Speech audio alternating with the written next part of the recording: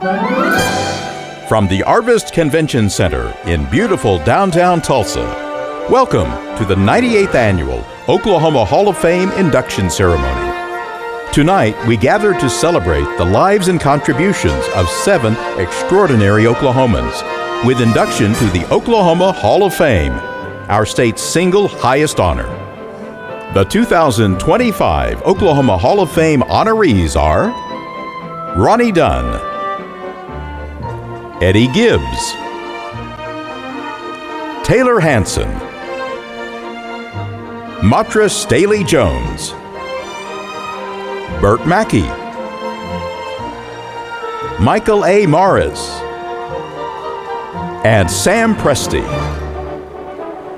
And now, your masters of ceremonies for the evening and members of the Oklahoma Hall of Fame, Mo Anderson and Hannibal Johnson.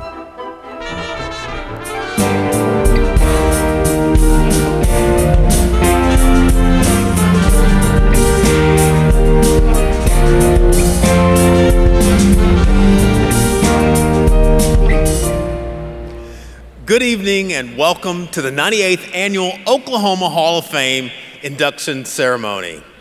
Mo and I have both been here before, but as inductees into the Oklahoma Hall of Fame. We're thrilled to return as Masters of Ceremony this year. And on this evening, just remember it's a magical evening. It'll give you chilly bumps. Do you remember, Hannibal, when you had your evening? I do. It was the perfect mix of excitement and honor, blended with just a tinge of nerves. Oh, yeah, I remember the nerves part really well.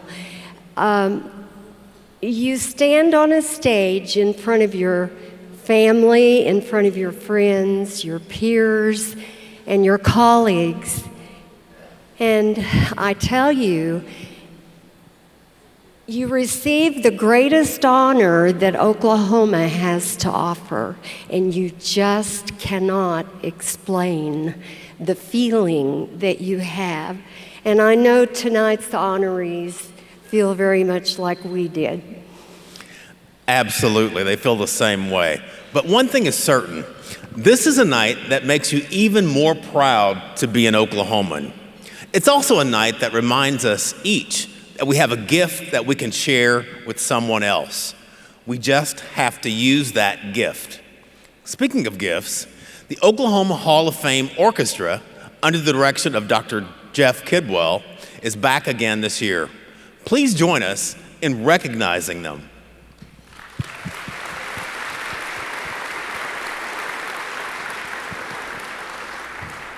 They add so much to tonight. Actually, Hannibal, they make me want to dance. But I think instead of that, we better get on with the show. Absolutely, let's do it. So, have a great evening. Thank you.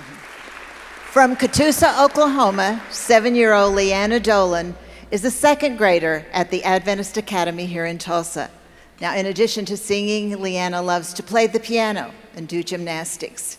She got her professional start in singing at the age of 4. You heard me right.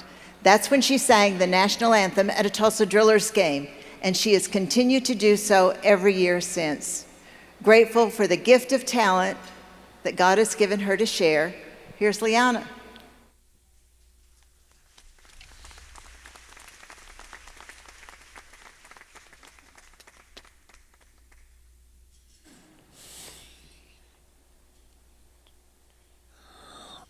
Oh, say, can you see by the dawn's early light what so proudly we held at the twilight's last gleaming, whose broad stripes and bright stars through the perilous fight o'er the ramparts we watch were so gallantly streaming, and the rocket's red glare, the bomb bursting in air, gave proof through the night that our flag was still there.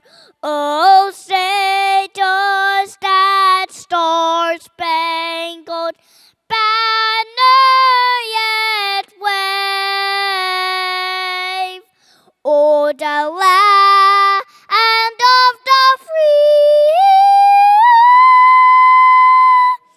and the home of the brave.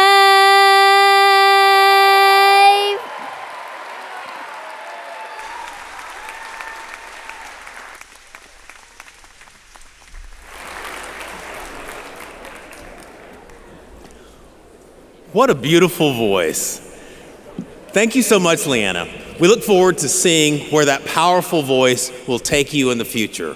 How about another round of applause for Leanna Rose Dolan? And thank you, Becky Dixon, for starting us off. And now, I'm pleased to introduce our first presenter, Paul Bulten, a fossil and nuclear power professional who became a strategic product manager for Ameristar Fence. From Owasso, Oklahoma, please welcome Paul Bulten.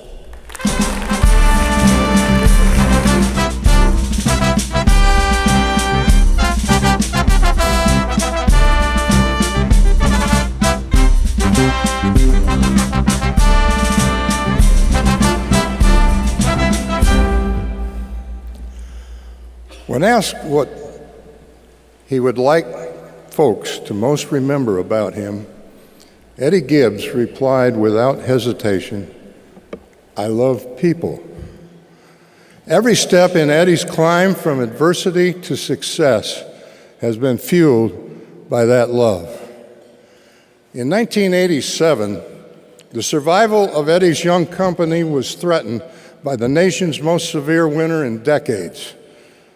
When presented with a substantial offer to simply walk away, Eddy declined, saying, "I have 27 employees whose families are depending on me for their livelihood." And he stayed the course.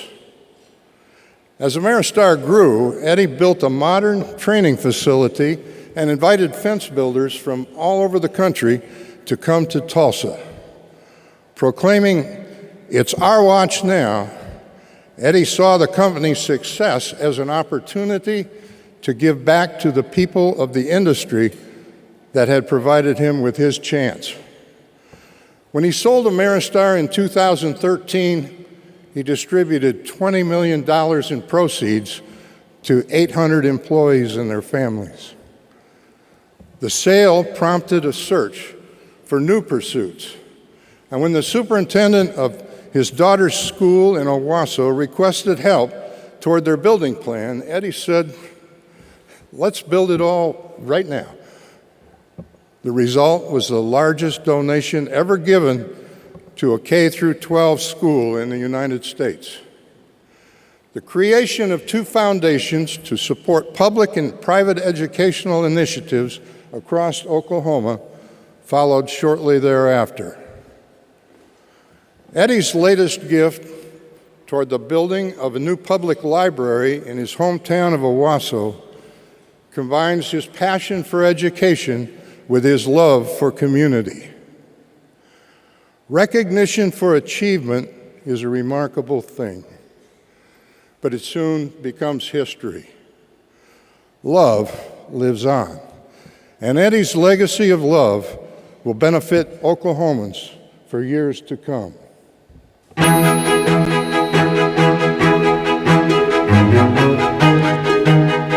Born at Fort Sill, Eddy Gibbs was the youngest of 5 and only son. Early in life, he relocated with his family to northeast Oklahoma. We're very poor, moved to Shakota, and Mom raised 5 kids on a welfare check, and that's how we were. She had us in church all the time. And so there was nothing wrong with my childhood. Looking back, I loved every minute of it. I had this hankering to make something someday, get a job and start my own business, and that's what I concentrated on all my childhood. So we went from there. I graduated Shakota in '66, came to Tulsa, got a job working for my uncle, $1.25 an hour. With an entrepreneurial spirit, Gibbs founded American Fence, the predecessor of Ameristar. From a few employees, he grew Ameristar to more than 800 and over $200 million in sales annually. Ameristar had become the world leader in manufacturing ornamental fence. Following its sale, to show his gratitude, Gibbs distributed a portion of the proceeds to his former employees. Although retirement allowed more time for hobbies and travel with family and friends, Gibbs believed in reinvesting. He explored the impact he could have on others. Organizations nationwide have benefited from his generosity, including the University of Oklahoma. After falling into disrepair, Gibbs purchased Shangri-La Resort, reimagining the crown jewel of green country.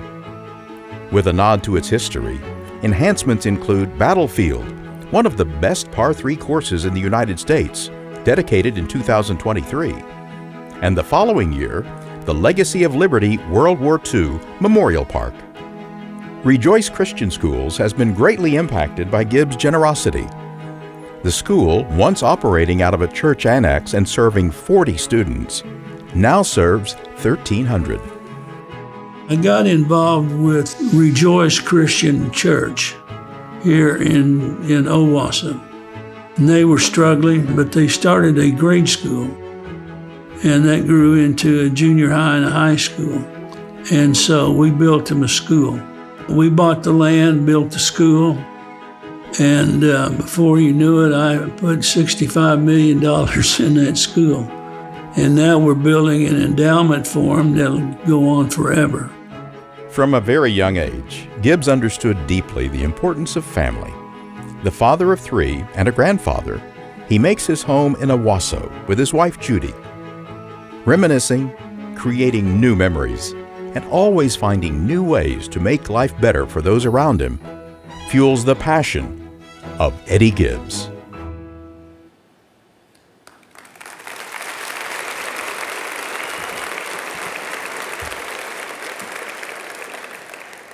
Please welcome the newest member of the Oklahoma Hall of Fame, my best friend, Eddy Gibbs.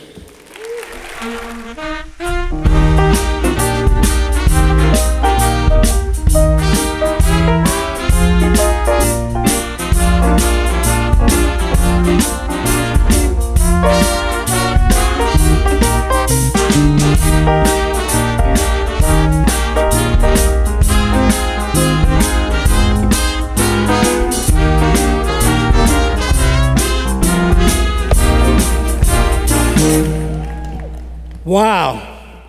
Oh my, which one of these am I going to look at? Thank you, Paul. That's my brother-in-law. He worked with me for 40 years. Best friend ever. Thanks for serving as my presenter this evening. I can't think of anyone any better for the job. And thanks to the Hall of Fame for this incredible honor. And I never dreamed of this. I was fortunate to grow up surrounded by love and support from my mom and my 4 sisters. Through hardships we experienced, regardless of that, we did very well because of love for the family and in Christ. From a very early age, I knew the importance of faith and the impact it can have on your life.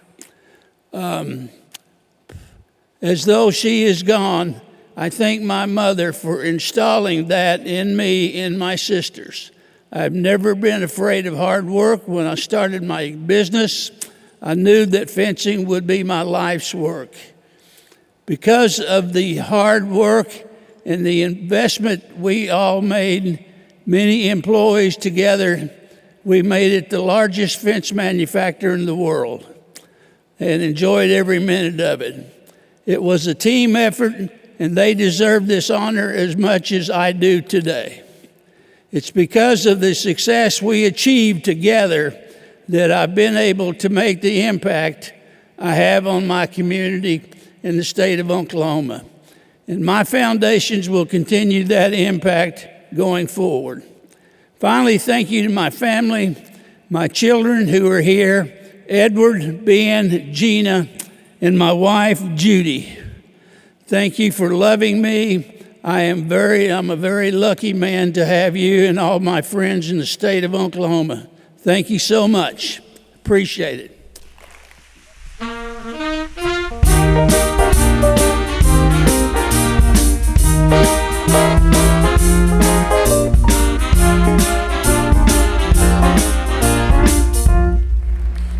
Congratulations, Eddy Gibbs, and thank you for setting such a strong standard and example of generosity. You inspire each one of us to give even more. Our next presenter is the co-founder and senior partner of the Whitten Burridge Law Firm. Now, he's the founder of multiple nonprofits and a 2013 Oklahoma Hall of Fame inductee. Ladies and gentlemen, would you welcome Reggie Whitten?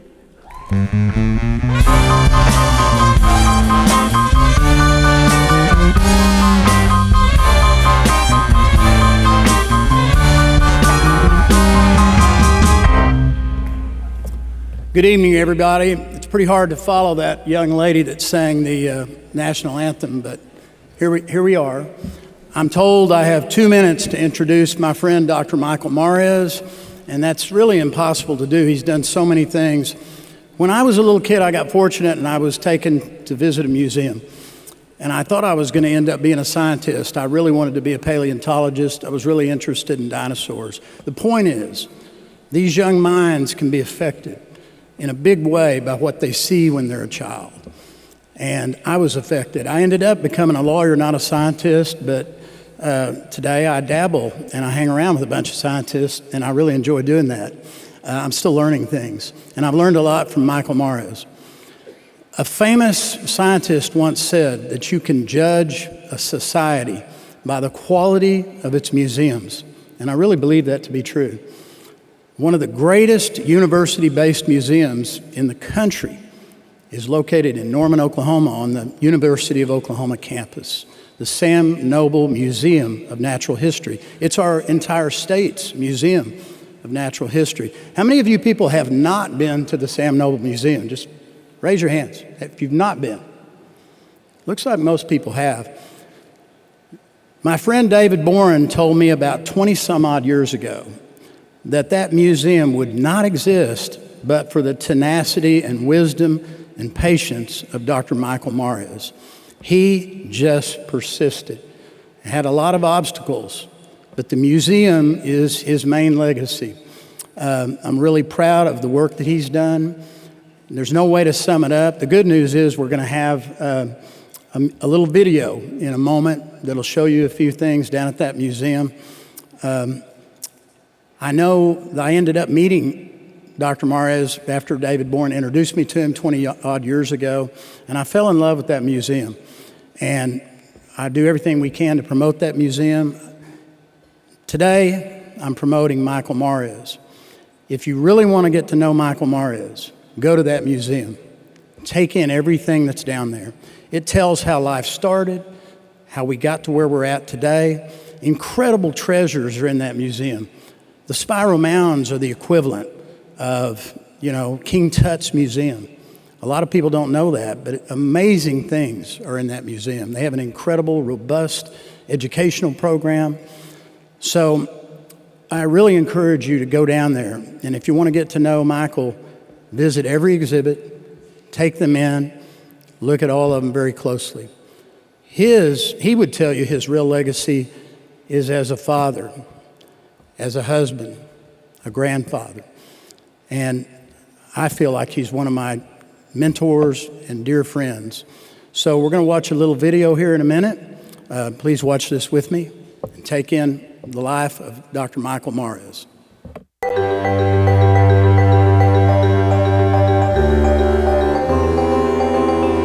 The winner of the Prettiest Baby contest, young Michael A. Mares, never could have dreamed he would one day open one of the world's finest university natural history museums. I just went through life. And I was not a planner. I don't think I really planned stuff, even in high school. I don't think I planned stuff until college. And I was going to be a doctor because that's what you became if you were smart and you were out of a poor family. Yeah, be a doctor. Second game, lawyer, right? I didn't want to be a lawyer. I studied pre-med, did very well, but I thought, this is not for me really. And I was taken on a field trip to Mexico by a professor who was studying mammals, distributions all through Mexico. To me, a mouse was a mouse. It's probably that way with you. There are 4,000 species of mice in this world, and I found a lot of them. But at the time, I hadn't found any. So when I saw that, it was like having the shackles fall from my eyes. It was amazing. And I thought, man, I got to do this for a living. You're in the field, living in the forest or desert or wherever, and you're trapping animals and having adventures. And so that's what I did. It got me out of medicine. I dropped medicine, and I went to biology. After earning his doctorate, the adventures began. From the subtropical forest in the Salta province and the high Andes in Argentina to the Costa Rican rainforest, Mares discovered many species unknown to science. After arriving at the University of Oklahoma, the responsibility of building a new natural history museum quickly fell on his shoulders. The original museum had been destroyed by fire, and the Stovall Museum, located on campus for 50 years, was not equipped to care for or display the collection of more than 11 million items. With the support of his family, 17 years after the launch of the project, Mares opened the 200,000 square foot Sam Noble Museum of Natural History. To date, more than 3 million guests have visited. With permanent and rotating exhibits, the museum includes Black Mesa, dinosaur, and Ice Age mammal skeletons, and Native American culture, each with uniquely curated collections. It tells Oklahoma's story from the beginning to today, from the primordial stew when we were forming billions of years ago to this morning. So I'm real proud. I'm proud of that. I was the vehicle, basically. I was the mule that tried to get everybody pulling in the same direction. And if you can get everybody pulling in the same direction, there's a unique power to people, and you can do wonders, and this is a wonder. The museum was named a Best in Heritage Laureate by the European Heritage Association, presented in Dubrovnik, Croatia, and also won the IMLS U.S. National Medal for Museums, among countless other honors. With 13 books and more than 200 articles to his credit, it is the ability to educate the next generation and be the catalyst for change that continues to drive the adventurous spirit of Dr. Michael A. Mares. Please help me welcome the latest member to the Oklahoma Hall of Fame, Dr. Michael Mares.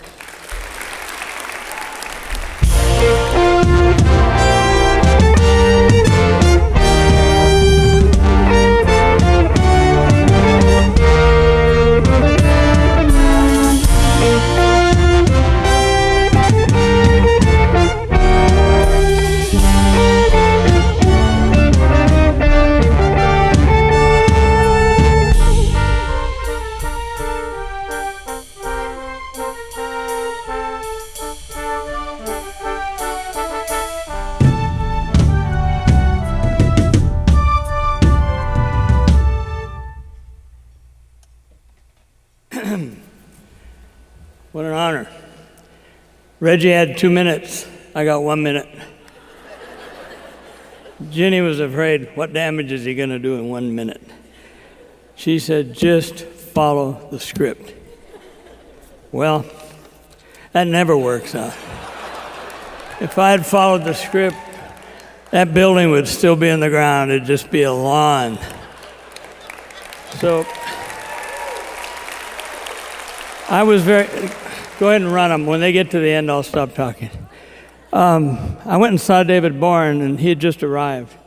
I had already raised $32 million. And I said, David, I'm trying to do the job here. I guarantee you I'll build the best natural history museum of any university in the world. But you got to get the committees off my back. You got to get the bureaucrats off my back. Just let me do my work. I said, consider you have my letter of resignation on your desk. Give me a phone call, and you'll do me a favor. He said, okay. And he did. And he was good to his word, and we got it done. It was a tough task, but I sold a dream to the people of Oklahoma, and they believed in it. You have to believe. And I had to believe, and everybody had to believe with me. So there were thousands of people involved in this project, but we were able to do it, and this museum is known worldwide now. I hope you all said you've been there. If you haven't, go again. I'll make sure you get in free from Hall of Fame and all that stuff.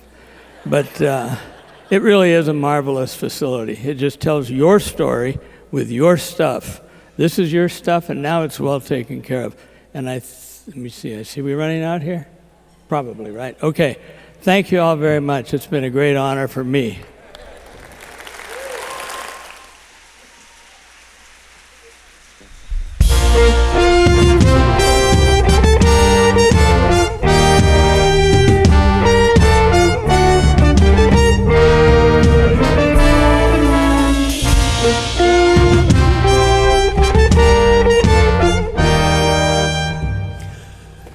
Congratulations again, Dr. Morris.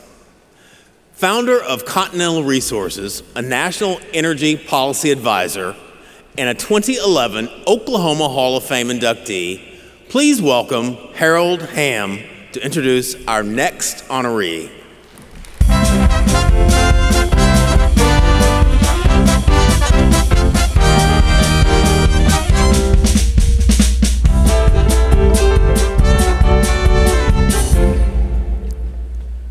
Thank you and good evening.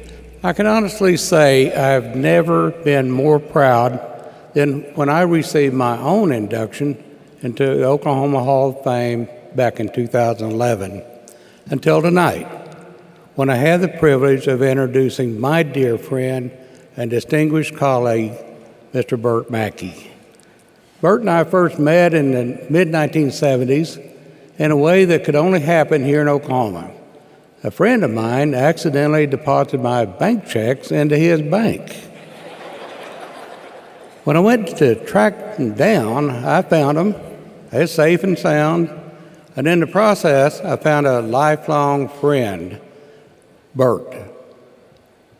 Bert had devoted 6 decades to Security National Bank, rising from the bookkeeping department to serve as president and vice chairman.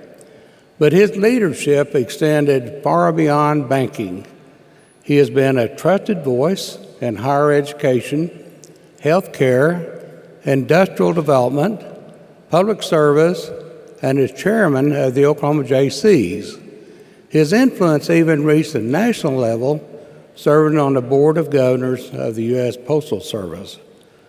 While working under the legendary Marvin Runyon at the United States Postal Service, Bert shared that I had implemented a non-smoking policy in my company's office there in Enid. He was inspired by the idea. They went on to sponsor a nationwide initiative banning smoking in all U.S. post offices, making it the first federal workplace to go smoke-free. Then back home in Enid, 4 of us once dreamed of bringing publicly funded higher education to our community.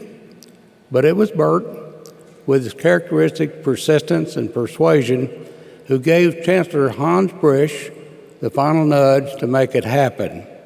Today, Enid proudly boasts both a 2-year and a 4-year college thanks to that vision. Bert, thank you for your outstanding service on the Oklahoma State Region for Higher Education, where your thoughtful leadership helped elevate higher learning across our state. Your life embodies quiet strength, humility, and an unwavering commitment to service over self, the very essence of the Oklahoma Standard. You're a man whose leadership doesn't demand attention, but earns admiration. A man people across Northwest Oklahoma aspire to emulate and are proud to call you a friend. So tonight, let's celebrate a life well lived, a legacy well earned, and a leader who represents the very best of Oklahoma.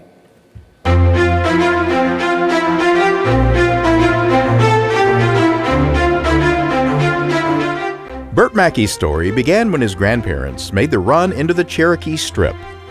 Raised on the family farm in Ames, he attended local schools, playing baseball and basketball. At 14, he purchased his first car for $20. Active in FFA, Mackie attributes his instructor for an early interest in banking. He started an FFA thrift bank, which maybe kind of led to me being in banking. He took us over to a small bank, and the reason he wanted us to start a line of credit was that in his 30s, he could not get a Texaco credit card because he had no credit. So he wanted us to start our credit while we were in high school. So he had us to borrow $300 from the bank, and we had to sign the note, of course, and then we had to put it into a savings account at the bank. And when it came due in 3 months, the interest on the savings account was $3 and the interest on the loan was $4. So we had to come up with $1 to pay off the loan and started our credit. The first in his family to attend college, Mackie earned his degree and served in the Army Reserves while building a career that has spanned more than 6 decades, a career steeped in public service. As JC's president, he was named top 5 in the nation. He helped launch concurrent enrollment during his Oklahoma State Regents for Higher Education tenure. For his leadership, Northern Oklahoma College named the Bert and Janice Mackie Planetarium in his honor. His involvement in the Ames Astroblem Museum makes possible the study of the meteor strike over 450 million years ago.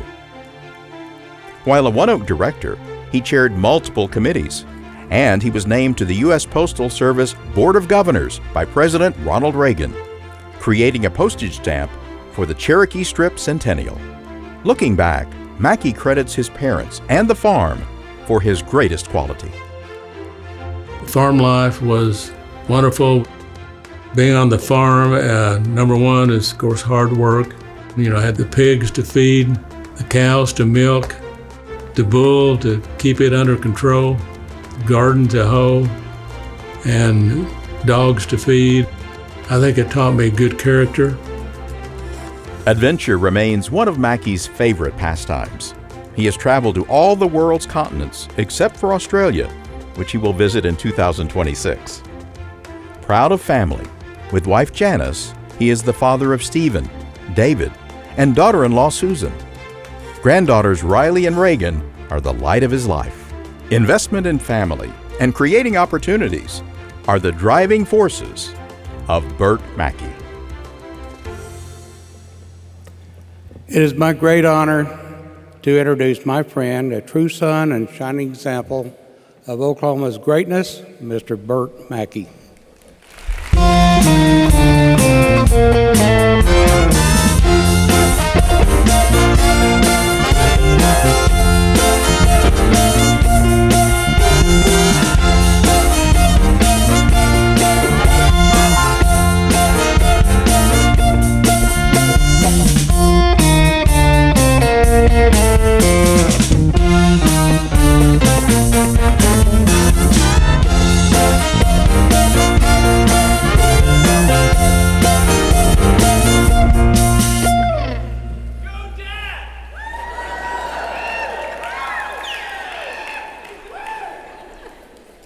What do you think about this?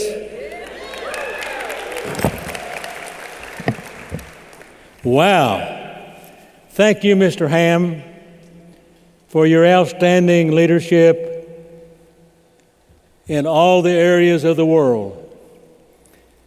Ladies and gentlemen, I am here to say hi to everyone and to wish you a very good evening. It took a lot of support from a lot of people to receive this honor. Let me give you just a few of them, and we start off with my parents, with my sister and my brothers, and my wonderful wife that has stood beside me and supported me in all the areas of my life. My two sons, Stephen Mackie and David Mackie, made their parents proud. I was 20 years old when I was employed by the Security National Bank of Enid and still involved and serving on the bank's board of directors. It continues to be a wonderful career focused on meeting the financial needs of our customers and watch them grow and prosper. I thank the Bill Athey family for allowing me to focus on the bank and the added independence to get involved in my community, my state, and my nation. For the last 50 years, I have been focused on all levels of public education. Thank you, Harold Hamm. Thank you, City of Enid. Thank you, Dr. Dudley Darrell, Superintendent of Enid Public Schools, and Dwight Hughes, Superintendent of one of the best career tech schools in the country, Autry Votech. Thank you, Diana Watkins, President of Northern Oklahoma College, and Dr. Bo Hannaford, President of Northwestern Oklahoma State University, for bringing quality, accessible higher education to Enid, Oklahoma. They are meeting the need of the, I'll skip one thing. Our democracy is dependent upon well-educated citizens, and these folks are meeting that need. Thank you for those of you who believed I was worthy of this honor, and to Oklahoma Hall of Fame for my selection. I am truly blessed and humbled. Thank you.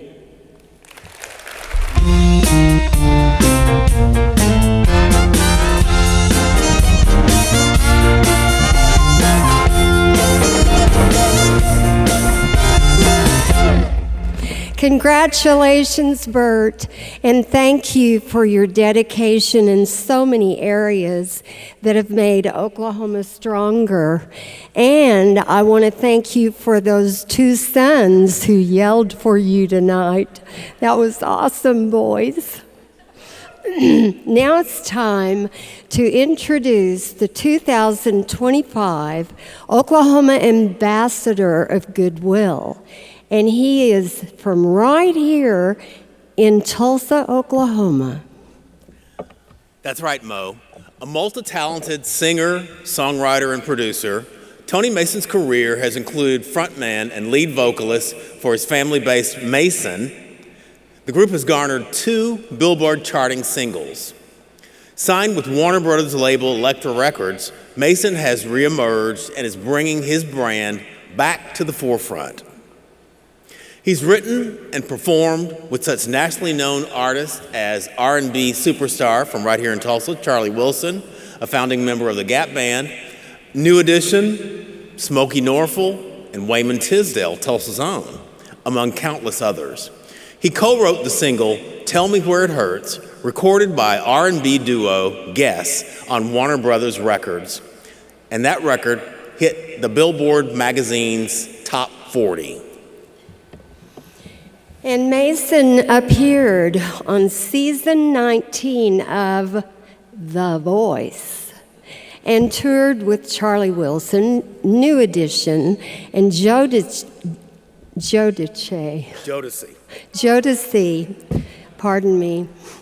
Jodeci on the Culture Tour. And it was the largest grossing R&B tour of 2022. Most recently, Mason was invited to tour with the Grammy Award-winning The Daz Band. Ladies and gentlemen, please welcome the 2025 Oklahoma Ambassador of Goodwill, Tony Mason. How y'all feeling tonight? Everybody all right? Clap your hands. Early in the morning, come on. Find me another love. Said I gotta get up early every morning to find me another. I said I gotta get up early in the morning. Oh, I gotta get up early every morning. So early in the morning, in the middle of a day, baby, and even late at night, mama, everything is gonna be alright. Come on, say early in the morning, in the middle of a day, baby, and late at night, baby, everything is gonna be alright. Clap those hands like this, come on, y'all. Yeah, come on. Oh, you were the girl, you changed my world. You were the girl for me. You lit my fuse, and I stand accused.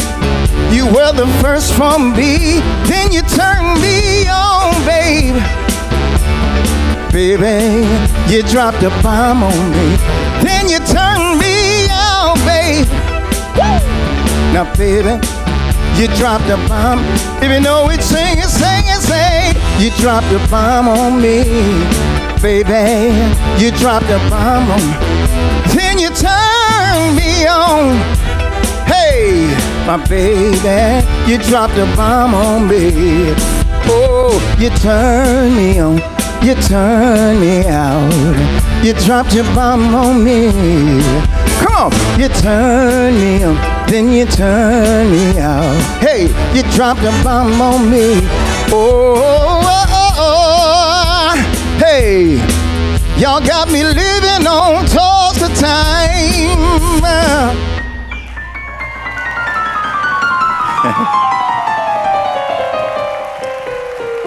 Woo.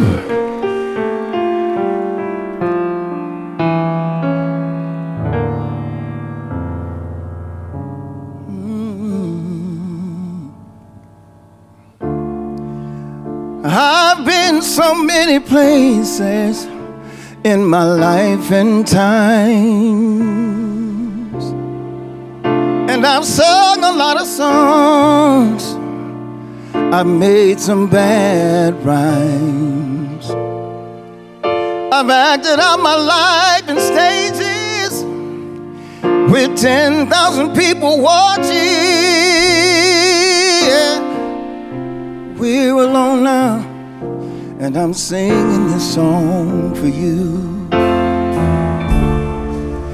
You taught me precious secrets of a true love, withholding nothing. You came all out in front while I was hiding. But now I'm so much better, and if my words don't come together, just listen to the melody, 'cause my love is in there hiding. Oh,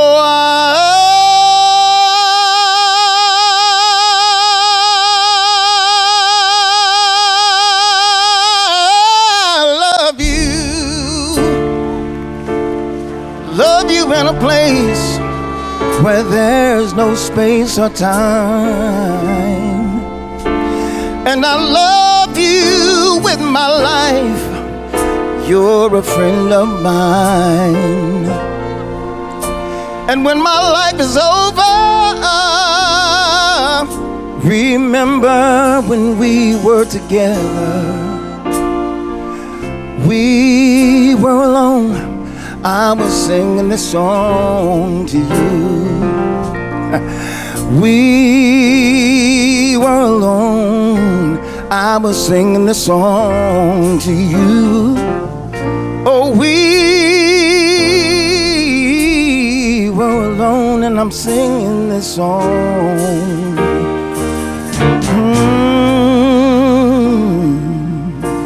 Singing this song to you.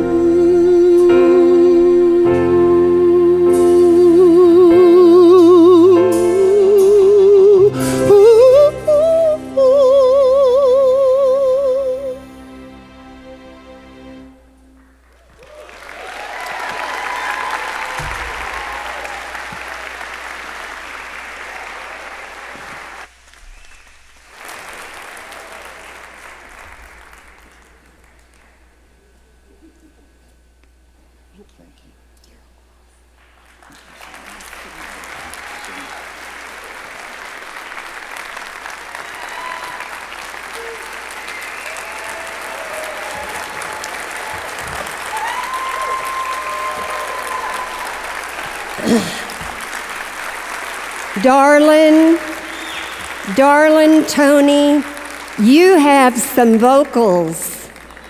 You really have them. Wow. And that's why he traveled with Jodeci.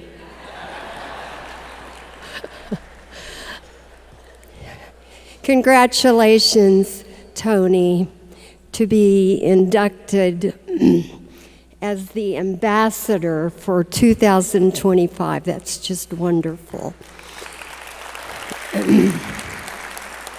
Our next presenter was inducted into the Oklahoma Hall of Fame last year. Our next presenter is a singer, a songwriter, a producer, and a country music executive. Would you please welcome Tim DuBois?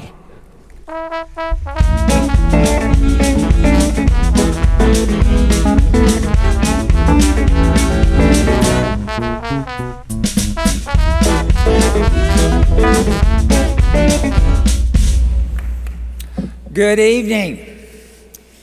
Thank you very much. It's a great honor and a privilege to be here in Tulsa again tonight to present Ronnie Dunn for induction into the Oklahoma Music Hall of Fame.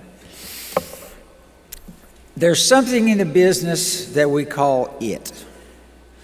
It is hard to define, but it's that special something that makes an artist able to stand in front of 30 people or 30,000 people and make every one of them feel like that you're there just for them, that you're singing their song and that you're speaking directly to them and feeling what they feel inside. Ronnie Dunn has it. And there's another term we use, the voice. I don't mean the TV show. I mean that something unique in a person's voice that makes it instantly identifiable and makes it feel good in your ears. It strums the strings of your heart, and it feels like that voice is speaking directly to you. Ronnie Dunn has the voice. And Ronnie Dunn is a poet. In a day when a lot of songs are written by committee, Ronnie gave us songs written from his heart. Think where we would be today without phrases like, get down, turn around, go to town, boot, scoot, and boogie. Or I spend most every night here in the light of a neon moon. Brooks and Dunn have sold over 30 million records and won more ACM and CMA awards than any other duo in history, and been inducted into the Country Music Hall of Fame. But most importantly, they have won the love and respect of an entire industry and millions of fans worldwide.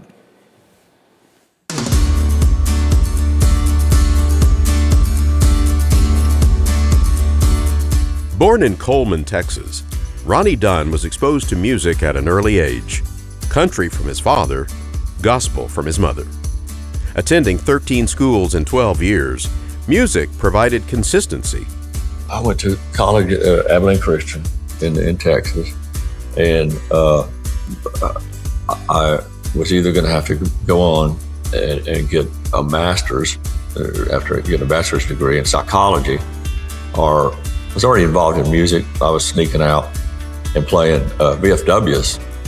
Like we would do weekend gigs and stuff. So I played bass guitar, and I'd do that and sing, and we go out and do that. Well, come to find out that was not very well thought of at Abilene Christian at the time. So the dean called me in, and he said, no, I don't want to keep you from graduating, but he said, you can't go out and play clubs, go to school here.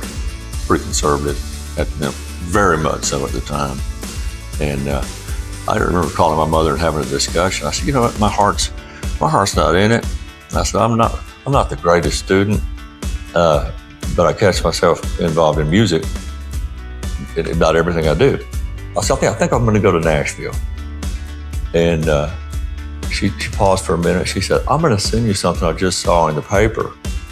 And it was the Tulsa World, and it was Jim Halsey at the White House, Nixon's White House at the time. And she said, maybe just come here and just kind of fill it out and see what it is. At the time, Jim was the biggest country music management and booking agency in the country. So go figure. So I came to Tulsa. Recording at the legendary Church Studio, Dunn played locally. After winning the Marlboro Talent Contest, he moved to Nashville. Introduced to Kix Brooks, their first collaboration, Brand New Man, hit #1 on the country charts. Since then, Dunn has garnered over 20 #1 hits, 2 Grammy Awards, and dozens of Academy of Country Music and Country Music Association awards. He has played historic and iconic venues for audiences of all sizes. The Vegas residency with Brooks and Reba McEntire ran for 6 years. Paired with ZZ Top or CMT Crossroads, the pair later toured with the band, opening for the Rolling Stones, and appeared on The Tonight Show with Jay Leno. With hits like Boot Scootin' Boogie and Neon Moon, they have sold more than 30 million albums, more regardless of genre than any duo in history. Their recent project, Reboot, debuted at #1 on Billboard's Top Country Albums and earned them their 10th Billboard 200 Top 10 album, the most of any duo or group in the chart's history. Accolades include a star on the Hollywood Walk of Fame and Country Music Hall of Fame induction. The duo has even been featured by Kellogg's Corn Flakes. Honoring family, celebrating heroes, and paving the way for others validate the investment by Ronnie Dunn. It gives me great pleasure to present my dear friend Ronnie Dunn for induction into the Oklahoma Hall of Fame.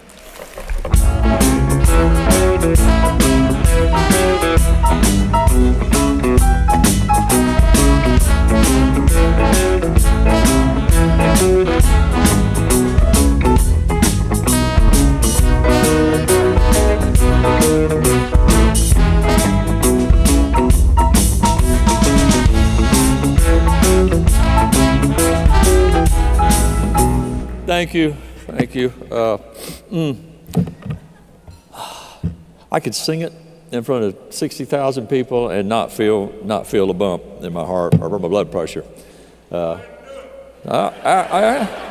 Heel toe, do-si-do, come on, baby, let's go boot scooting. You tell right off the bat I'm not an academic. I was, after 4 years of half-heartedly chasing a psychology degree at Abilene Christian University, a professor from the School of Music came to me one day and pulled me aside. He put his hand on my shoulder and he said, "Son, we've been looking at your grades, and quite frankly, I'm not sure that we're comfortable sending you out to solve the world's problems as a psychologist." He said, "I strongly urge you to follow music," which is pretty much what I'd been doing for the last 4 years, and just using college as a way out of the trailer park. I came to town, to Tulsa on the way out of Abilene to visit my family, and my mother told that story about Jim Halsey and showed me it in the paper. Jim's over there. Thanks for coming. I stuck around for 15 years playing clubs and honky-tonks and all this other stuff until the 90s, when a little bit after the urban cowboy movement took off.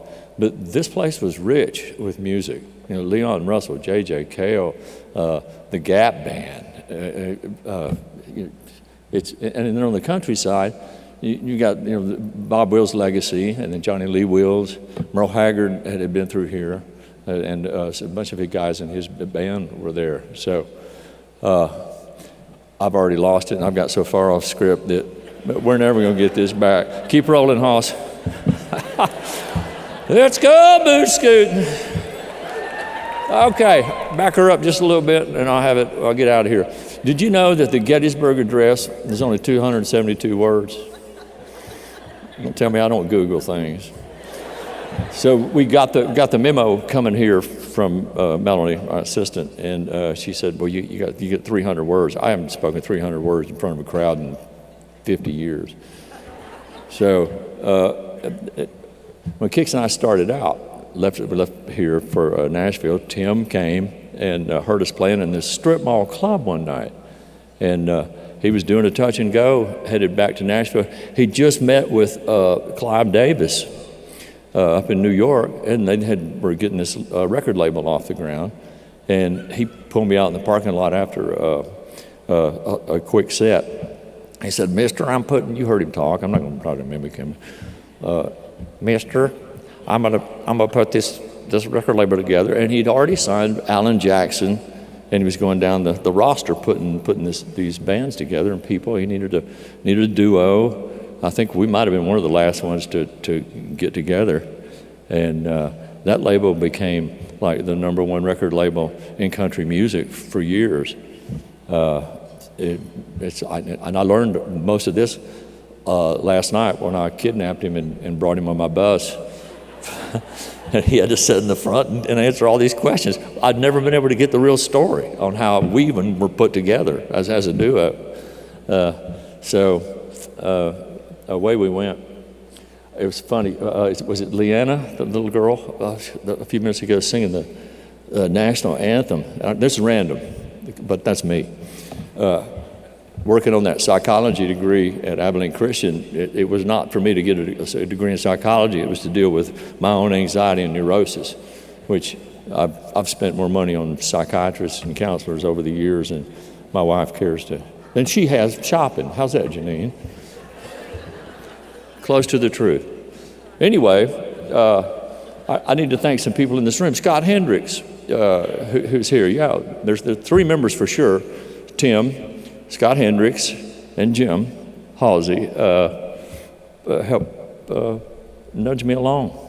More than nudge, push, and get me out of these clubs. And I know that the coach of the Thunder is here. There's athletes probably here too. If you want to become that 1%er in athletics, you come up through schools and you go to the gym and you work out. Well, you got to have a good, for music, clubs and honky-tonks are it. I was shocked to hear it.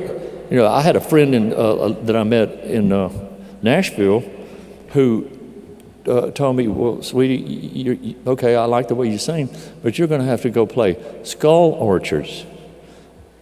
And I'm like, "What? A Skull Orchard? That's what they call clubs and beer joints." She said, "To get your voice and write songs and do what you do." So anyway, there were plenty of them here. Yeah. Anyway, I want to thank my family. I want to thank my wife, Janine, Melanie, my sisters over here, my crazy brother-in-law, for putting up with me. I'd show up at family events and I go, "What are you doing? What are you doing?" "Well, I got a good job. I'm doing so and so." You know, other people in the family. And, "What are you doing, Ronnie?" "I'm playing some bar down the street tomorrow night." You know? Well, it finally turned out. And all you fans, you know, this is not a fan thing, but and people who've stood behind us for years and made these academic, intellectual songs like Boot Scoot Boogie, kept them alive to this day. I'm more honored about this than just about anything I've done, and I thank you from the bottom of my heart. All right?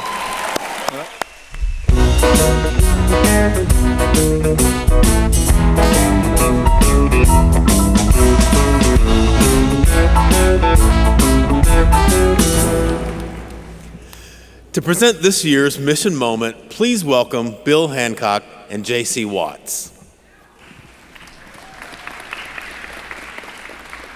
Hey everybody, before my induction into the Hall of Fame, I always knew about the good work that was being done by the Hall of Fame. However, during the process of leading up to the induction, getting a little peek into the tent, I then began to realize the full scope of all the good that this organization does.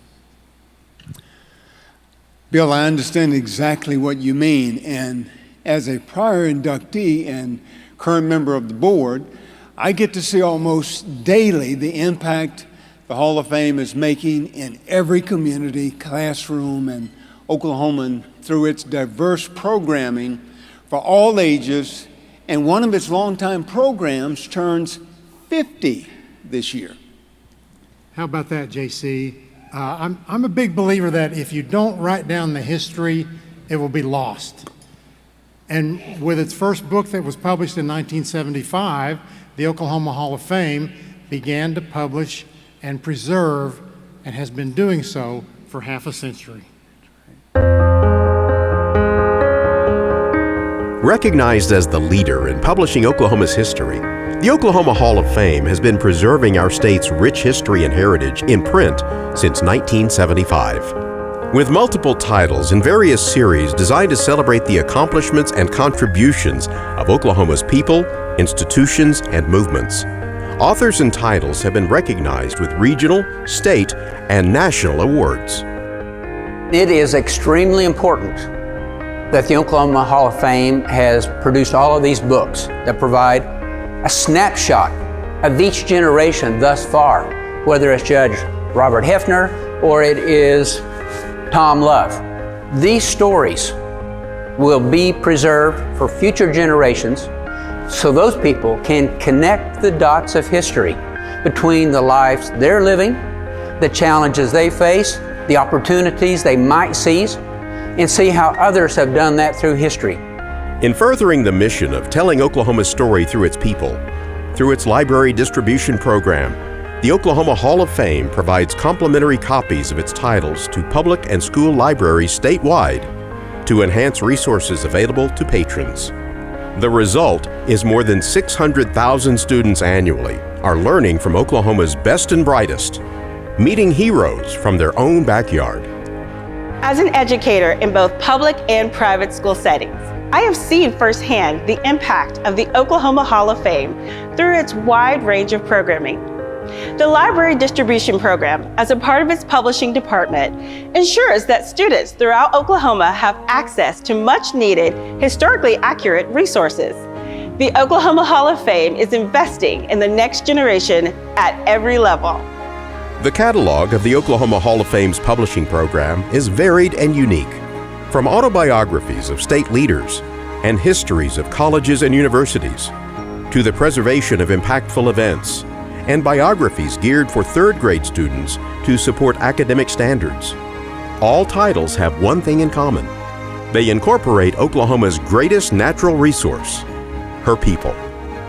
Found in bookstores statewide, online, and in public and school libraries, the Oklahoma Hall of Fame ensures every citizen, regardless of age, has access to the stories, lessons, and dreams forever preserved.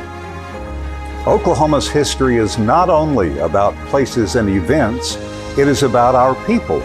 As the leader in publishing the history of Oklahoma, the Oklahoma Hall of Fame has been celebrating and preserving our state's incredible story for 50 years, and this is just the beginning.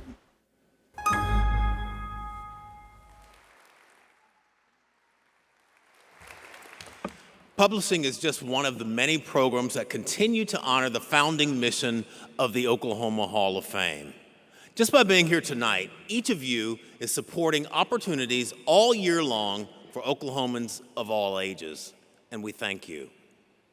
And now, I'm pleased to introduce our next presenter, Executive Chairman of Bank First and a 2018 Oklahoma Hall of Fame inductee, David Rainbolt.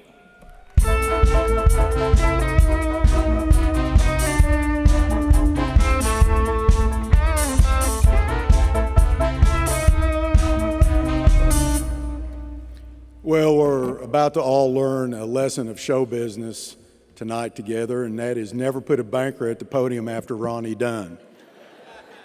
But, good evening, fellow Oklahomans. Rarely do you hear the words practical or agile included in a discussion of academia. However, tonight we'll honor a person that is creating common sense relationships between higher education, industry. Dr. Mautra Staley Jones, president of Oklahoma City Community College, is a nationally recognized leader in workforce-aligned education, preparing students for immediate assimilation into our evolving economy. OCCC has become a model for creating partnerships with employers to deliver shelf-ready graduates. And now is actually the state's largest provider of micro-credentials, offering nearly 60 focused curriculums with 20,000 certifications awarded in the last 2 years. These young Oklahomans are being seamlessly launched into tailored careers, growing our economy, thus improving the quality of life for all of us. While Mautra has received heady recognition, she has never forgotten her roots. She remains a vocal, proud daughter of Ardmore. What is it with people from Ardmore? You know, they start every conversation is, hey, did you know I'm from Ardmore? But seriously, she radiates the Oklahoma standard, a way of life that reflects both tenacity and generosity, and is manifested in an unshakable belief in a better tomorrow. It was born in the dreams of pioneers and still expressed today through determination, as we've seen in tonight's honorees. While we honor Mautra for what she's already accomplished, it is with a hope that she will spend the rest of her career solving one of Oklahoma's biggest challenges, one young life at a time.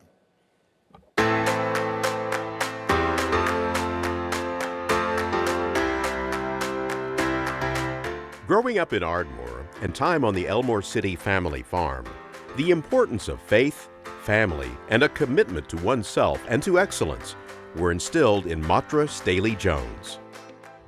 My grandmother is the matriarch of our family. She is a dynamo.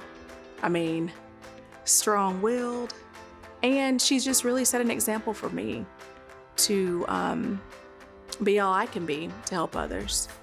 I think a lot of the characteristics that I embody, I grew up seeing her.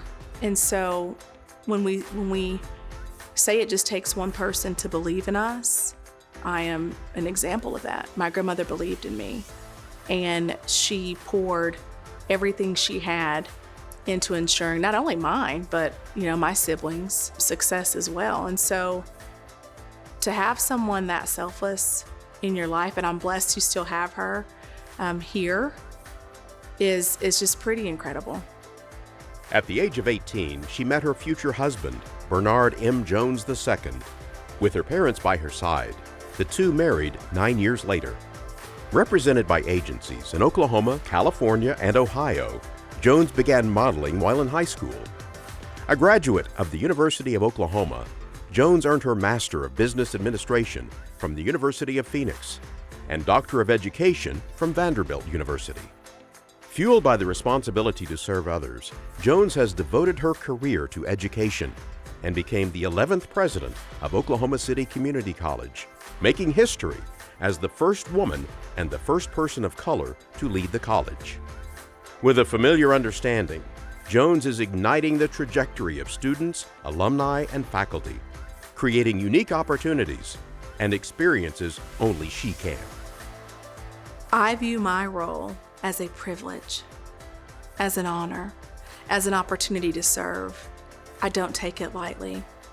I am thrilled to lead this college at such a time as this because I think that I'm able to understand a lot of what our students go through. I am a first generation proud college graduate. I think that my background mirrors that of a significant amount of our students. I get to serve. I get to serve others. And I count that as something to be very grateful for. I think that we're more alike than we are different. And this work has taught me to continue to just value everyone and everyone's contribution and to know that we're not at it alone, that people are walking alongside us. Jones takes every opportunity to invest in the next generation, freely giving her time and talent to causes, initiatives, and organizations that are making a difference in the lives of Oklahomans. Her honors include being named a community draft pick, one of the Metro's most influential, the most admired CEO for public companies, and Woman of the Year. She also was named Oklahoma's Mother of the Year and National Mother of the Year. Immensely proud of her children, Bernard III, Kennedy Claire, and Brendan Miles. Jones knows the value of fostering true and lasting relationships.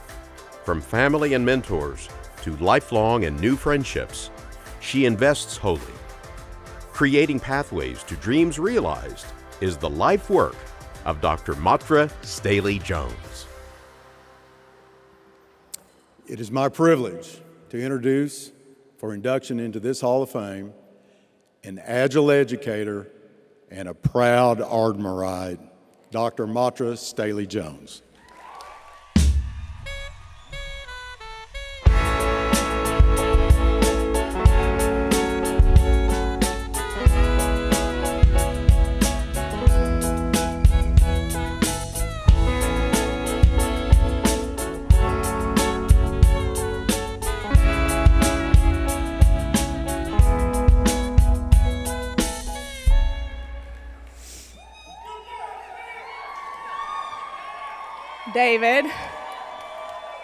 David, thank you for your friendship and your support, the support that you and our Bank First family have shown me over the years.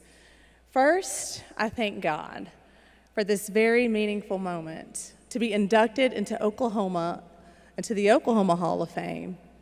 Among those who have shaped the character and future of our state is an honor beyond words. Thank you, Chairman Bruce, President Shannon in the Oklahoma Hall of Fame, and congratulations to my fellow inductees. Rooted in Oklahoma, my story began in Ardmore. So I want to thank my teachers, neighbors, and friends there for planting the seeds that grew into this very moment. To my family, especially my husband, Bernard, children, Bernard III, Kennedy and Brendan, grandmother Malsey, my late parents, Donna and E.L., and my brothers, Mark, Bo, and E.L., and sister Donna. Your love and steady faith have been my foundation. To the Whittens, Burks, Hellmans, Wrights, all the friends who have become family, you know who you are, walking beside me through every challenge and every triumph. I share this honor with you. And to my Oklahoma City Community College family, regents, trustees, and colleagues, thank you for the privilege of serving alongside you. Together, we've proven that education transforms not just minds, but entire communities. Because of you, I have every confidence that our best days lie ahead. Finally, to the people of Oklahoma, You remind me that greatness isn't found in titles or accolades, but in the way we lift one another up. This recognition isn't mine alone. It belongs to everyone who believes in the power of learning, opportunity, and community. Thanks for allowing me to be a part of this state's remarkable legacy. God bless.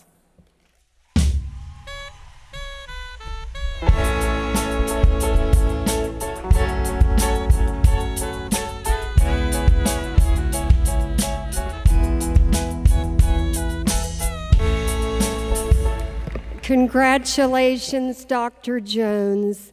Education is such a noble field, and you give so much to it. We hope you're in Oklahoma educating forever. Now, I'm so excited to present the next presenter.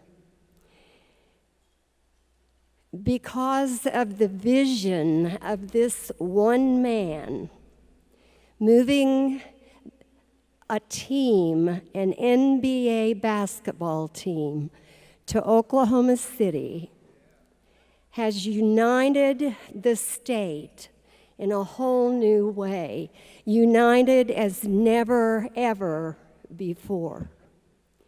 Now, our presenter is not only an inductee of the Oklahoma Hall of Fame, but he's chairman of Dorchester Capital, and he's chairman of the NBA Champions, which, if you don't know who the NBA Champions are, it's the Oklahoma City Thunder.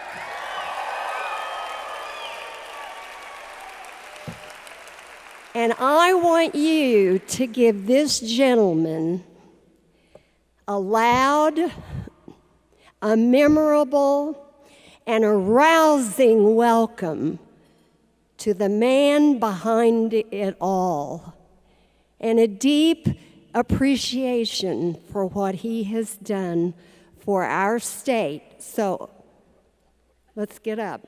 Come on, get up.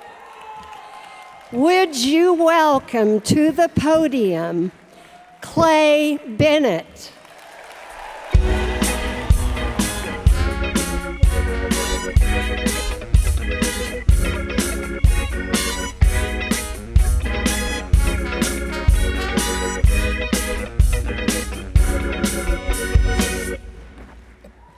Thank you. That was a little overdoing it, Mo. Thank you very much, and it's always such a privilege to be in this room with all our favorite Okies. Let me tell you a story about how I met Sam Presti. Sam and I first met early in the 2006-2007 NBA season. I was in San Antonio to see the Sonics play the Spurs. The great Spurs general manager, R.C. Buford, who is here tonight, asked Sam to be my escort at the game. From the moment I met him, I found an interesting energy. We didn't interact all that much. He was very formal, very focused on the job, getting me through the building, through the locker room, finally to my seats, attending to my needs until I left. But he made an impression on me. Later on in the season, we began a process to find a new general manager for the Sonics. I am long embarrassed to say that one of my first calls was to R.C. Buford to see if he would be interested in the position. Fairly presumptuous to call the GM of the Spurs who would win the title that year. But as always, R.C. was courteous and professional and said while he was in a very good place in San Antonio, he had someone in mind. He said the candidate was young, but exceptional, with enormous promise, Sam Presti. I said, you mean that redheaded kid I met at the game in San Antonio? R.C. gave me all the history, assessment of his skills, and his potential, and we agreed that R.C. would contact Sam and see if he would be interested in the job. We met in Dallas at the Omni in Las Colinas. He started off the meeting somewhat awkwardly, opening with some oddball observations about OU football. But he found his footing when he told me his middle name was Clay. From that day, we have been on a journey that has been the ride of a lifetime. I'm often asked about our relationship and our partnership. The second most tenured principal and GM in the league, behind Miami, with Mickey Arison and Pat Riley. Our North Star has always been pretty simple. Do the right thing, the right way, for the right reasons, every time. No shortcuts, no workarounds, just the honest hard work. In the demands of the business, through the years, through the games, practices, possessions, and everything in between, Sam has maintained and expressed many foundational qualities: humility, resilience, great judgment, inspiring dedication to the work, and an ironclad commitment to the organization and to the city and to the state. Two specific areas of focus for Sam are fundamental and have been the drivers of our culture and our program. First, consistency and continuity. We don't get too high, we don't get too low, we try to stay even in the middle. First-class people everywhere we look, the very best at their craft, and stark examples of integrity and personal character. Many of these people have been with us from the beginning, and many are long tenured. Enormous equity in pro sports. Throughout our organization, there are small symbols that represent an environment which inspires excellence, connection, transparency, and accountability. The balls on the rack are perfectly aligned, the Gatorade bottles are perfectly aligned, the striped towels are perfectly aligned, and it never changes. Second, and I think most important to Sam, are his relationships with the players. He cares deeply about every player, their journey, their craft, their families, their health, their happiness. As I had the great fortune of passing out rings to our players alongside Sam last month, I couldn't help in that moment so grand to think of the commitment he's made through the little things, the attention to the littlest things that to me really demonstrate the respect he has for our players.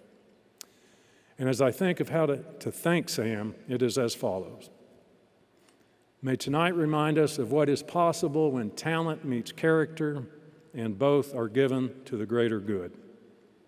May it remind every young person in our state that where you begin is not where you finish. And may it remind us all as Oklahomans that when we commit to one another for the long haul, we can build things that last. Please join me in looking at the video.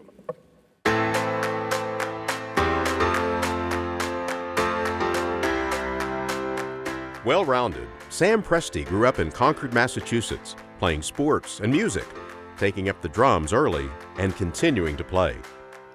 He graduated from Concord Carlisle High School, where he was a guard on the basketball team, and from Boston's Emerson College, also playing basketball, earning all academic honors, and becoming the college's first Rhodes Scholar nominee.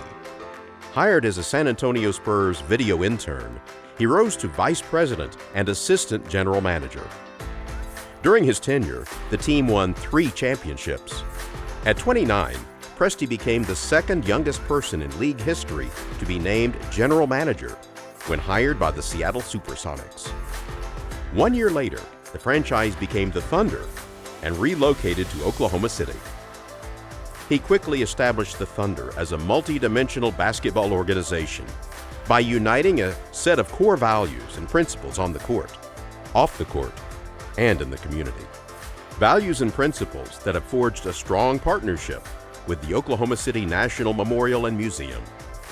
The most important thing in our mind was we have to understand the history of the place and the people that we're tasked with representing all over the country and at times all over the world as an NBA basketball team. And so if you really dig into the history of the state and speak to people who are influential and have lived here their whole lives and understand the patterns and the culture and the pathways of the state they really push you to understand that story because it encapsulates so many different aspects of Oklahoma, its people, and it became a bit of a mandatory or necessity for us to understand that story on a deeper level and try to connect everybody with the fact that we're not here because NBA basketball is meant to be in Oklahoma. We're here because of all the efforts of so many different people during the darkest period of time in the state and how everyone pulled together. And I think it's really informative for our staff and our players to understand that it's very unique to have a city, a state, and a team so intertwined from something that happened before the team even arrived. Under his leadership, the Thunder is one of the most accomplished franchises in sports. Since 2010, the Thunder have the most wins in the NBA, the most 50-win seasons, the 7th best winning percentage in all major American sports, with 13 postseason appearances, 5 appearances in the Western Conference Finals, 2 NBA Finals appearances, and its first NBA championship. The Thunder organization's approach to process and development has fostered an environment that is the shining example of what success can look like in a smaller market. Respected for player evaluation, he and his staff have selected 3 MVPs in the draft and traded for a 4th. Off the court, he has a deep-rooted passion for philanthropy and community involvement. He and his wife Shannon are benefactors to OU Children's Hospital. Even with a career of immense impact, family is always at the forefront for the father of 3. If you want an exceptional outcome, you must be willing to be the exception. Words to live by for Sam Presti. Next to Shea, the man most responsible for bringing an NBA championship to Oklahoma, Samuel Clay Presti.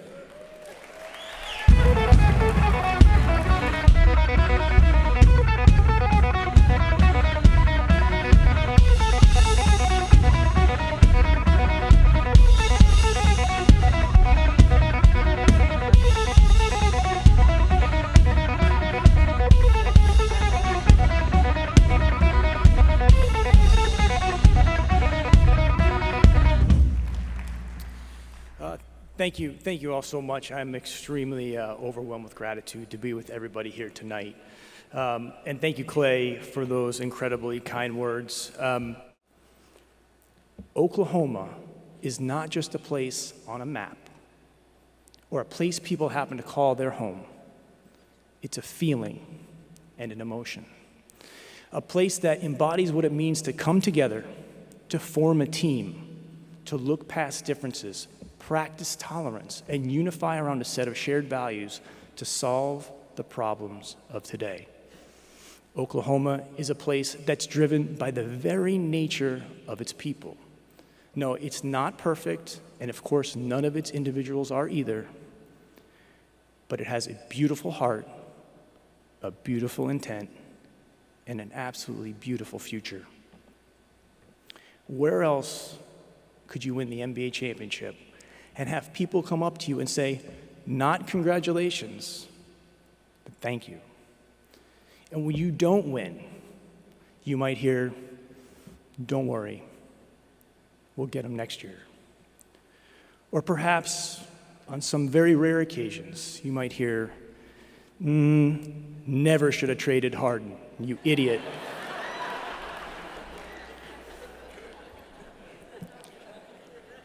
They may have had a point. So in closing, I'd like to say thank you to the state of Oklahoma for receiving me and accepting me as I am, welcoming me. I've spent more than half my entire lifetime working in the National Basketball Association, but serving as the general manager of your basketball team has been the ultimate privilege. I take great pride in knowing that in this state here, the role that I serve represents something far greater than a ball simply dropping through a basket. So thank you all so much for letting me be a part of your community. You have amplified me and my life in ways I could never express. Thank you.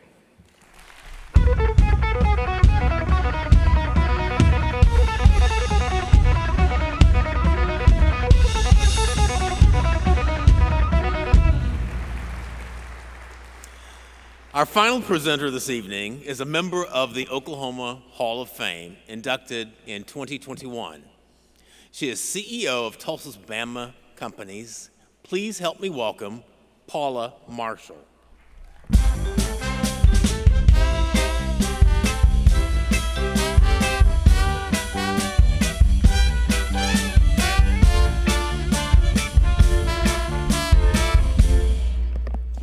Good evening, and we are the last, but we are not the least. It is such an honor to be asked to introduce Taylor Hanson, a man, to borrow the phrase, truly needs no introduction. We all know his history as a member of the multi-platinum selling group, the Hanson Brothers. He has brought so much positive attention, not just to this entire state of Oklahoma, through his music. But behind all of the musical talent and fame, Taylor has a heart and a passion for those less fortunate within the community. It's something that I have had the privilege of witnessing firsthand. The past 7 years, I have met Taylor in 2017. We embarked on a process to bring food to the food deserts of Oklahoma.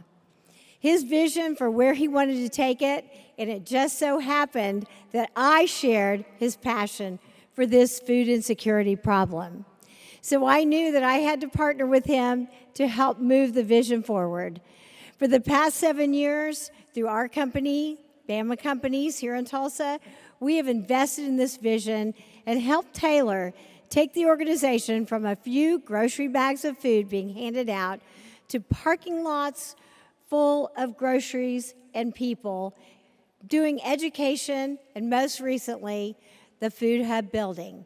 Tonight, as we celebrate Taylor's induction into the Oklahoma Hall of Fame, it is our honor, not just his musical legacy, but his kindness, his compassion, and his dedication to food insecurity that has made him a beacon of hope for so many in our community. Taylor Hanson.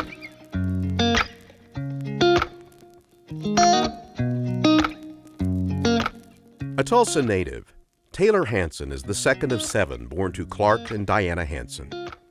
An accomplished musician early, with brothers Isaac and Zach, the trio began auditioning and playing local events. In a short time, their Bop hit #1 in 27 countries, and their debut album garnered 3 Grammy nominations.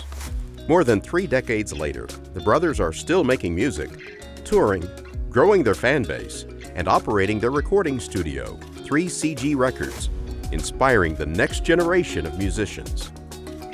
They also started Hanson Brothers Beer Company, and their Hop Jam Beer and Music Festival brought tens of thousands to Tulsa.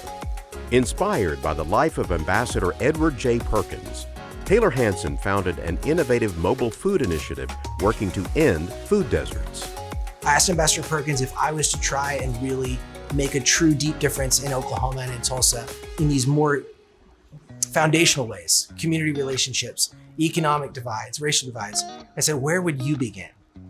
And he said, I would start with food. So Food on the Move began with a lot of cold calls, a lot of questions. Food Bank, the health department, many nonprofits, Iron Gate, sitting around a table. And what I heard was the term food desert was beginning to be born, and that there were a lot of great people doing a lot of great work, but they weren't necessarily working together. So since 2014, Food on the Move has had a engagement approach to ending food insecurity. And that means we bring partners together that are mobile in areas that are food deserts, that don't have grocery stores, don't have fresh produce, build trust, build understanding, build relationships, give access to produce and resources that people need, not just food, but here's a partner that works on this area of your life, job opportunities, healthcare, and it's all done with dignity, done with respect, so that we can learn, so that people want to be there. Through monthly mobile food events, Food on the Move brings together a diverse group of partners to host pay-as-you-can events that offer fresh produce, prepared meals, and access to community and health resources. They teach how to grow healthy food with aquaponics and hydroponics, and the connection between clean food and health. Hanson can be found helping patrons shop, loading cars, and engaging with the community. He is not the facilitator, he is the executor, constantly learning how he can make a greater impact on those he is privileged to serve. The annual Movers and Shakers Gala, hosted by Hanson, celebrates the community's dedication and benefits operating expenses. With the Food on the Move team, partners, and volunteers, Hanson is strengthening the community through ambassadorship and leadership. He served on the boards of the Sam Noble Museum, Will Rogers Foundation, and is a national trustee of the Recording Academy, among others. He spearheaded For Women Life Freedom, highlighting human rights atrocities, and contributed to the Sounds of Black Wall Street on the centennial of the Tulsa Race Massacre. With wife Natalie and their 7 children, Hanson makes Tulsa home. Whether Food on the Move or other community efforts, the Hanson family make it a family affair. It is the innate love and responsibility for others that drives the commitment of Taylor Hanson. And I'm proud to call him a friend and a partner in our mission, and now a fellow Oklahoma Hall of Fame inductee, Taylor Hanson.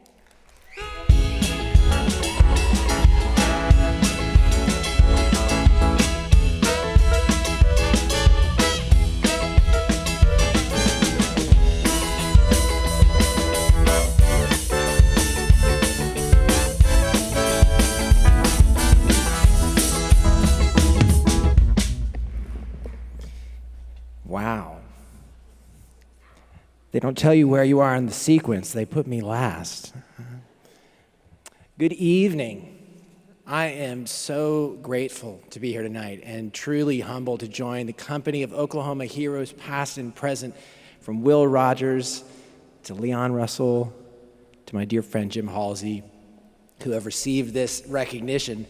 Thank you so much to the Oklahoma Hall of Fame for this incredible honor. To my family, my parents, Walker and Diana Hanson, your example of creativity and faith is the foundation for anything I've been able to achieve. Thank you. To my siblings, with 2 of whom I have shared an extraordinary music career, and each of whom have been a source of love, support, and inspiration throughout my life, Isaac, Zach, Jessica, Avery, Mac, Matthew, and Zoe, thank you. To my 7 children, Ezra, Penelope, River, Vigo, Wilhelmina, Indiana, and Maybelline, who are my favorite people. Sorry, everybody else. You daily inspire me to work for joy. Thank you. To my wife of 23 years, Natalie, who has been my truest companion, my inspiration and motivator as we have chased impossible dreams, thank you. To steadfast friends, especially my friend and colleague Rebecca Sarkar, whose fortitude and trust has meant the world, and to my friend Noah Roberts, who daily reminds me to make the world better than I found it. Thank you so much. To my longstanding team in music and entertainment, Jessica, Trevor, Lee, Rebecca, and Walker, whose dedication and talent and loyalty has never wavered over 30 years since I was 9. It's a long time. Thank you. And to the Food on the Move community of partners, volunteers, board members, and team, especially community leaders like Paula Marshall. To have Paula Marshall on your side is a big deal. And Michelle Hardesty, another one I want to highlight. Your commitment to this city and state is unparalleled, and it can only be truly recognized by my commitment to double my efforts to see our mission fulfilled in this state. Also, thank you to Ambassador Edward Perkins, whose exemplary life showed me that true leadership does begin with service. Thank you. And finally, to all my fellow Oklahomans, Oklahoma to me really does embody the American dream. It's reaching out to our neighbors who are different from ourselves to offer a chance for a fresh start. It is land and sky big enough for all. And I will forever be grateful to have been born and bred in the great state of Oklahoma. With its offering of plenty of room to swing a rope, plenty of heart, and plenty of hope. Thank you so much for this honor.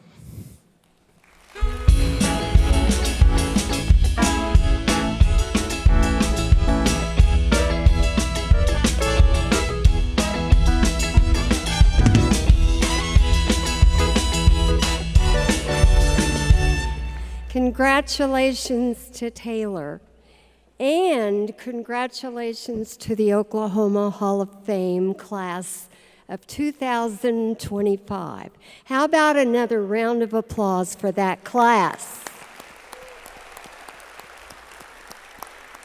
It's an incredibly talented and generous class. Now, I want you to know to wear the medallion is actually a wonderful privilege. And with the induction of tonight's class, the Oklahoma Hall of Fame boasts 752 men and women who have made and continue to make our state, our nation, and our world a better place for everyone. The pride that comes from being an Oklahoman is unmatched. As Oklahomans, we break barriers, chart new courses, and defy conventions. We're truly blazing a trail for others to follow, and this class, the 98th class, reinforces that.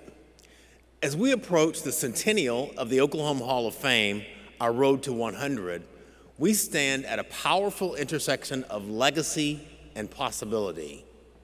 Service, innovation, and resilience have brought us to where we stand today. However, our centennial will not be a finish line. Rather, it will be a launch pad for the next 100 years. And that's exactly right, Hannibal, because we invite every single Oklahoman to be part of this journey, to dream, to lead, and to shape what will become next for all who are served by the Oklahoma Hall of Fame. We're breaking new ground and we're planting seeds for the future as we build our next chapter, the next chapter of 100 years to celebrate you. I know I can speak for Mo when I say that we've been honored to serve as your masters of ceremonies this evening. We hope each of you have enjoyed your evening as much as we have. And now, please welcome Oklahoma Ambassador of Goodwill, Tony Mason, and the Oklahoma Hall of Fame class of 2025 to lead us in the best state song ever. Good night, everyone. Good night. Y'all know it? Come on, stand and sing with us. Come on. Let's go. Oh, Oklahoma, where the wind comes sweeping down the plain. Come on. Where the waves. Come on, a little louder. Oh, Oklahoma, every night, my honey lamb and I sit and watch all crazy circles in the sky. Come on. What? Yeah. A little bit louder, come on. Say, Oklahoma. Okay. Woo! Beautiful.